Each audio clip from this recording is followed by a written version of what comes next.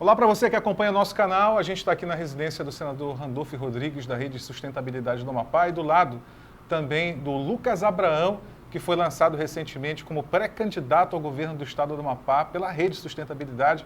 Obrigado por estar recebendo a gente aqui.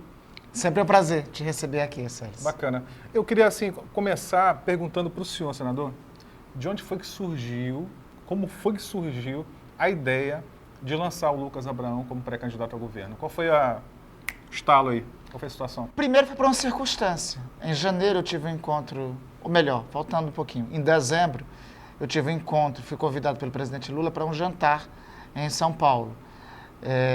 Nesse jantar, era um jantar com vários convidados, ele disse que queria dialogar comigo. Em janeiro eu voltei a ter um encontro aí, mais reservadamente com ele, e neste encontro ele me formulou um convite. Ele gostaria que eu integrasse a comissão de construção do programa de governo, né, e que ajudasse na campanha nacional. E em decorrência disso, nós discutiríamos uma alternativa. Eu localizei para ele que eu era pré-candidato ao governo do Amapá e ele contra-argumentou, dizendo que nós discutiríamos uma alternativa. Voltando deste último encontro com o presidente Lula, é que eu me vi diante E agora? do dilema, né? E refleti muito até a tomada de decisão de não ser candidato ao governo.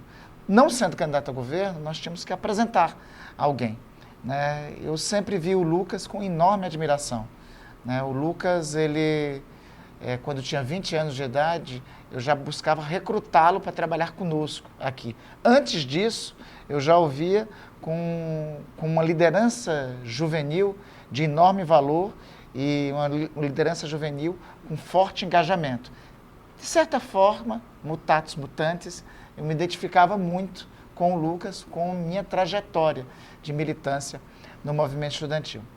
Esse perfil eu compreendi que era importante para o desafio de ser candidato ao governo do Amapá. Você talvez faça uma outra pergunta, que é o seguinte: por que você decidiu não ser candidato ao governo do Amapá?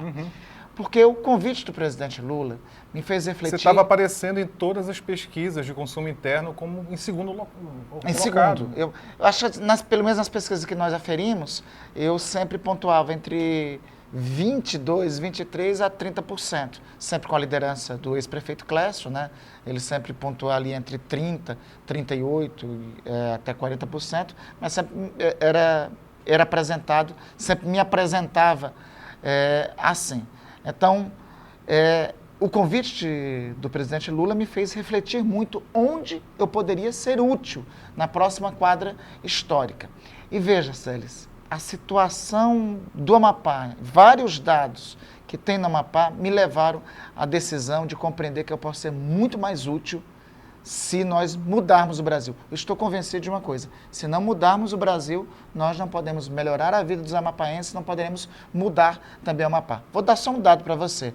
Entre o período de 2008 e 2016, a BR-156, que é a coluna vertebral do nosso estado, teve 240 quilômetros pavimentados.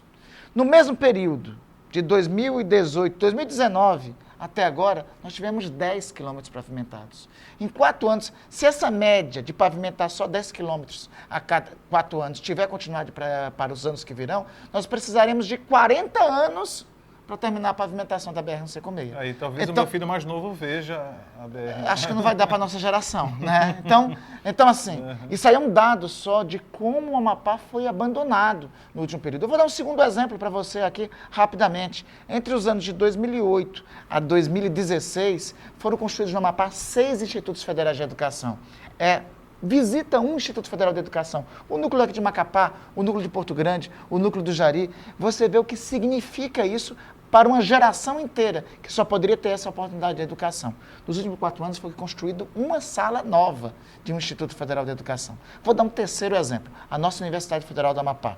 Entre 2008 e 2018, nesse intervalo de 10 anos, nós tivemos a elevação de 12 cursos da Universidade Federal do Amapá para 30 cursos e 4 cursos de pós-graduação, 3 de mestrado e 1 de doutorado. Nos últimos 4 anos, sabe quantos nós tivemos? 0. E além do contingenciamento dos recursos, tanto da Universidade Federal quanto do Instituto Federal de Educação. Isto tudo, o que é? São obras federais. são investimentos federais. Isso faltou no Amapá durante o governo de Jair Bolsonaro. Isso que me leva à compreensão que, ficando em Brasília, sobretudo com a mudança de governo no Brasil, eu posso contribuir mais e melhor para recuperar muito do que o Amapá perdeu nesse tempo. Tá, depois a gente entra nessa questão do governo do PT, do possível retorno do governo do PT. Mas, Lucas, como é que tu encarou esse desafio, assim, esse convite? Deu medo, assim? De caramba, que história é essa aí? Ô Célis, obrigado por ter convidado para participar desse bate-papo aqui, junto com a tua audiência. Eu sempre fui um admirador do Randolph. Eu acho que a minha geração cresceu vendo gente de muita coragem. E, obviamente, que é um grande desafio disputar o governo do Estado. Talvez eu seja o candidato ao governo do Estado mais jovem da nossa história. 29 anos? Com 30 anos. 30 anos. A data da eleição eu vou ter 30 29 anos. ele nem podia. Vou ter 30 anos a data da eleição, mas rodeado de gente muito experiente. Ter o Randolph ao lado e o que ele representa para a nossa geração, ter as pessoas que estão sonhando com o Randolph desde quando ele se elegeu para deputado estadual. Então, assim, esse grupo que está sonhando essa candidatura, que está me dando essa honra, Sérgio, de poder ser um porta-voz desses anseios. Esse grupo foi para as praças e para as ruas, lutar pelo impeachment do Collor, os caras pintados em 92. Esse grupo ajudou o Randolph na fundação ali das políticas públicas de juventude, final dos anos 90. Ajudou o Randolph a se eleger deputado estadual, a se reeleger deputado estadual. Esse grupo ajudou a eleição do prefeito Clécio em 2012. A reeleição dele em 2016, e esse grupo, esse conjunto de pessoas e esse sentimento, Sérgio, me honra muito, me honra muito.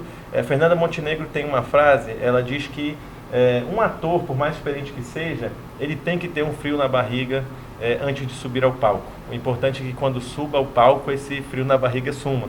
Eu acho que um político, um jovem político, um jovem que quer representar a sua geração, ele tem que sentir o frio na barriga perante um desafio desse. Mas esse frio na barriga passa quando a gente vê o quanto que o nosso povo está precisando e o quanto de gente boa tem rodeado ao lado. Então, o desafio aceito. E o dia em que a gente está gravando essa entrevista aqui é o dia em que a Rede Sustentabilidade eu acho que o pessoal estão começando a discutir programa de governo que vai ser defendido durante a campanha, né? É o primeiro passo. Inclusive, como é que o senhor vê, assim, qual seria a pegada de uma gestão da rede? Pois inclusive esse abre alas da discussão do programa de governo que teremos no dia de hoje será com a participação da doutora Maria Alegrete, que é conhecida, aqui eu já fui secretária de planejamento, e eu diria que Maria é um dos 3 nomes do desenvolvimento sustentável na Amazônia. Os outros 2, junto dela, são Marina Silva e Chico Mendes. Aliás, ela alfabetizou os 2, Chico Mendes e Marina Silva. Então, o programa a ideia que nós iniciamos a construção, e a ideia, o Lucas ser o representante da defesa desse programa como candidato ao governo, é um programa que alia as potencialidades que o Amapá tem. Olha, o Amapá, nós sempre tratamos um grande potencial que nós temos como se fosse um grande problema, e é um grande potencial. Por exemplo, nós temos terras indígenas demarcadas, nós temos o maior número de unidades de preservação. Isto, para o planeta, pode ser o dividendo do século XXI. Isso pode representar bilhões de dólares para Amapá. Crédito de carbono? Crédito de carbono. Que é a economia do século XXI. Você pode perguntar na contrapartida. Mas por que vender para o mercado mundial esses ativos. Vender para o mercado. É receber pela preservação. Exatamente. Isso aí é a grande moeda nas conferências do clima. E será cada vez mais. Porque nós estamos vivendo já a era das mudanças climáticas. O que nós temos visto agora em Petrópolis não é um fenômeno à toa.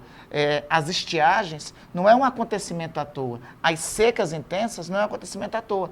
O mundo vai se voltar para isso e vai começar a pagar cada vez mais por serviços de crédito de carbono. Então tem um espaço para isso. Mas isso não é o único caminho. A gente sempre fala, e eu acho que um programa de desenvolvimento sustentável tem que apontar isso, o caminho da industrialização do Amapá. Vou te dar um exemplo concreto, e por isso que eu acho que é importante a nossa conexão em Brasília com o Lucas. Nós não conseguimos, na prática, nos últimos anos, implementar a Zona Franca Verde.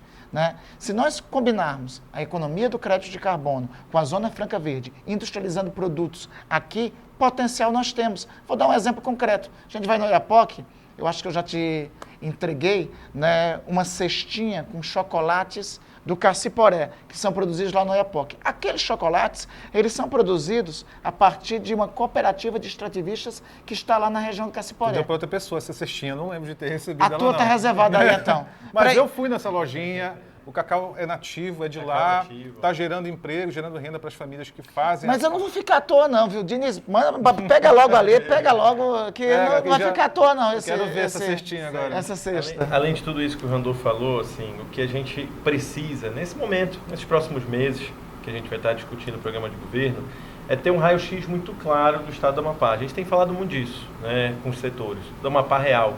O que, de fato, eu acho que só pode buscar soluções quem faz um diagnóstico preciso das dores, da angústia, né, do que a população está sentindo. Então, nesses próximos meses, a gente quer conversar com muita gente, a gente quer sentir as dores da população, a gente quer reconhecer, né, aquilo que o Amapá, de fato, hoje está sofrendo.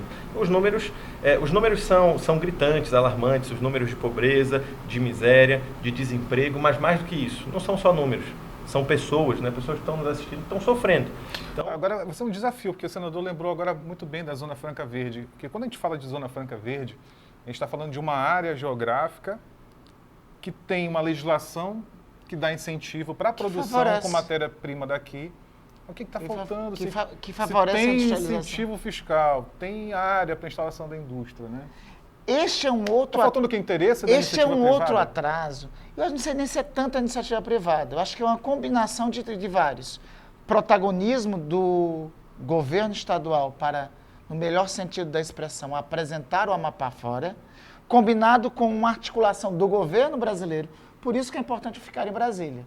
Se nós tivermos um governo nacional que possa fazer a conexão global com as políticas de crédito de carbono e juntar com a iniciativa do governo estadual para introduzirmos ou desenvolvermos potenciais que nós já temos aqui, nós podemos ter indústria de beneficiamento de cacau, nós podemos ter indústrias a mais de beneficiamento de açaí, nós podemos triplicar no intervalo de 2, 3 anos os empregos que incipientemente são gerados tem hoje financiamento pelo para comércio isso, e né? pela indústria. Basa todo ano faz, né? Essa carta de compromisso de liberar 400 milhões. Um dos estados que menos acessa os recursos, né, do FNO, né? Eu até acrescentaria alguns pontos. A gente precisa passar para o Brasil credibilidade. O estado do Amapá... E deixa eu combinar contigo uma coisa, já que falaste do Basa, Celes e Lucas. Veja, o que falta para nós termos no Banco de Desenvolvimento da Amazônia, no Basa, um diretor amapaense?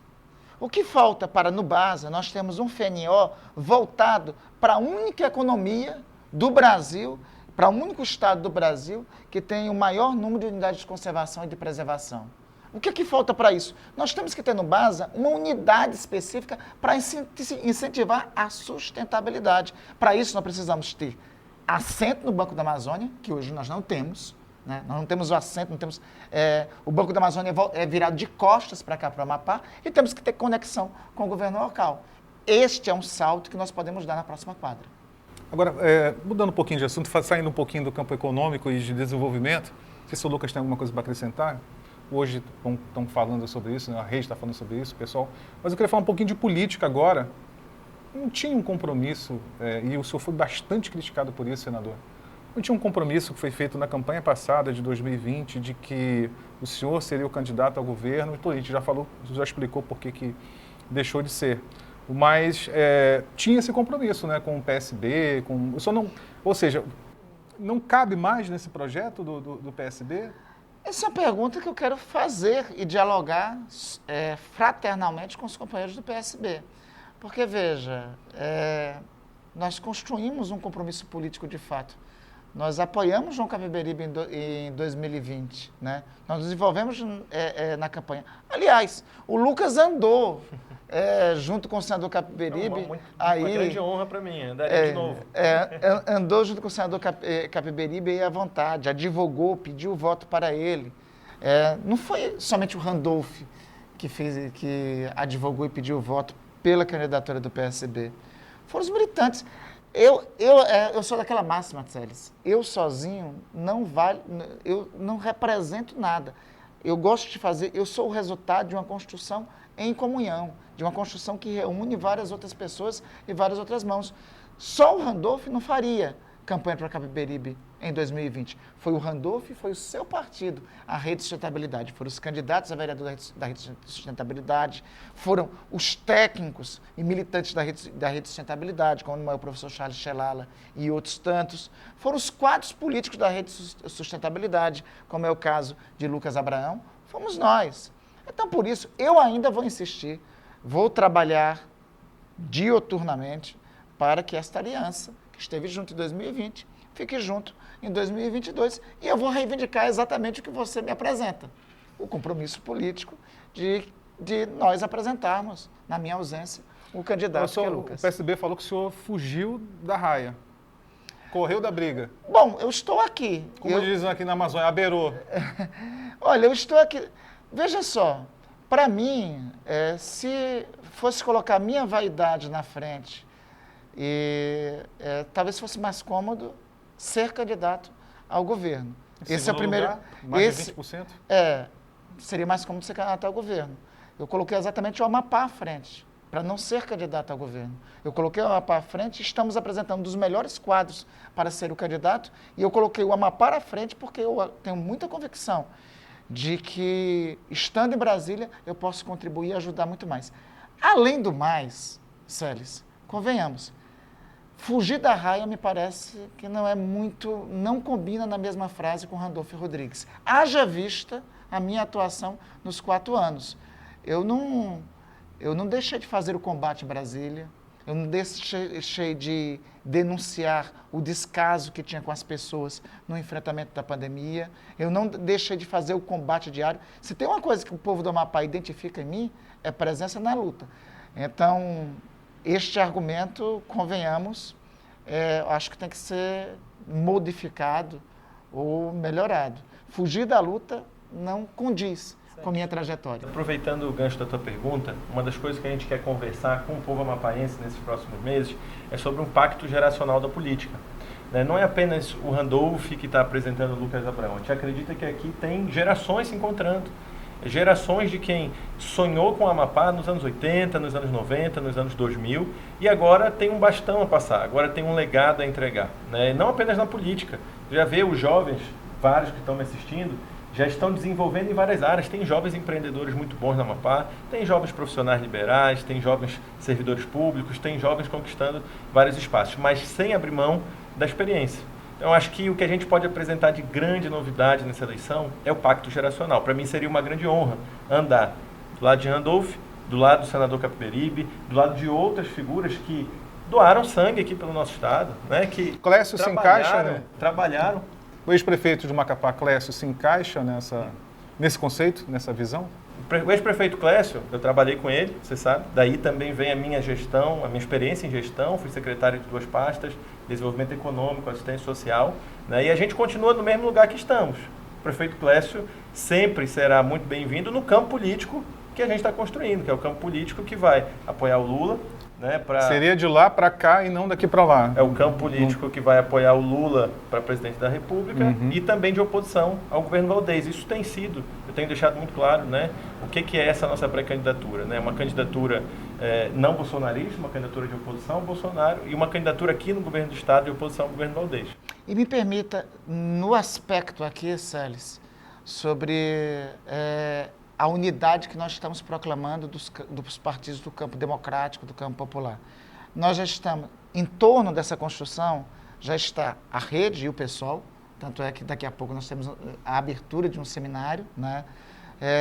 Nós teremos necessariamente a presença do Partido dos Trabalhadores, eu posso assegurar, não tenho dúvida que o Partido dos Trabalhadores estará, pelo menos nacionalmente, está comprometido com essa agenda. Esse compromisso foi firmado para mim pelo presidente Lula, pela presidente nacional do Partido dos Trabalhadores, por todas as lideranças. Então, o Partido dos Trabalhadores já está aqui e os partidos que estão junto com o Partido dos Trabalhadores em federação. Então, convenhamos, você tem uma candidatura que hoje representa a unidade do campo progressista, é essa daqui. Não estar nesse campo é uma divisão que só enfraqueceria os democratas, o campo progressista aqui no Amapá. Então, não quero acreditar que nenhuma força política, inclusive uma força política com a responsabilidade que tem o PSB, possa ter qualquer intenção de divisão desse campo. Eu tenho certeza que eles estarão aqui conosco. Então, a possibilidade maior, senador, fazendo aqui um exercício de imaginação, futurologia, seria ver o Lucas Abraão e a doutora Piedade, do PSB, numa mesma chapa? Só acho que essa possibilidade é maior do que ver Lucas e o Clécio? Trabalharia assim. Acho que nossa prioridade é a construção, é a unidade, como o Lucas falou, do campo que vai dar sustentação para a candidatura de Lula. É a construção de quem está neste campo hoje, da candidatura de Lula a presidente. A Rede Sustentabilidade, o Partido Socialismo e Liberdade, o Partido dos Trabalhadores, o Partido Verde, o PCdoB e o Partido Socialista Brasileiro. Né? Desses 6 partidos que eu citei para você, pelo menos 4 já estão aliançados em torno da candidatura de Lucas. Né? Então, acho que o adequado é que nós construamos essa aliança com quem está faltando, que, no caso, né, seria o PSB. Eu exultaria uma chapa de Lucas com a professora Piedade. Ok, então. Obrigado por esse bate-papo. Daqui a pouco eles estão indo lá para essa reunião de planejamento, para falar do plano de governo. A gente vai voltar a se falar aqui no canal mais vezes. Eu que agradeço. Obrigado. Um abraço. Seja sempre bem-vindo. Cuide do ombro aí. Vou precisar. Quero te agradecer. Ok, Lucas. Dizer para a tua audiência que nossa candidatura pretende, nos próximos meses, falar ao coração da juventude, mas também dos pais, das mães, falar ao coração do povo do Amapá sobre essa situação. A gente conversava ali nos bastidores, né? Tem muitos jovens saindo do nosso estado, tem muita gente sem perspectiva, tem muita gente que está olhando para o futuro e preocupado. Estamos precisando de emprego. Precisando de emprego, precisando de perspectiva, precisando de qualidade de vida, né? E a nossa pré-candidatura pretende identificar os problemas e apontar as soluções. O teu portal ajuda muito nisso, né? Divulgando. Legal. E você aí, curta o nosso canal, né? Para ajudar a gente a continuar produzindo conteúdo para você. Até a próxima. Valeu. Tchau.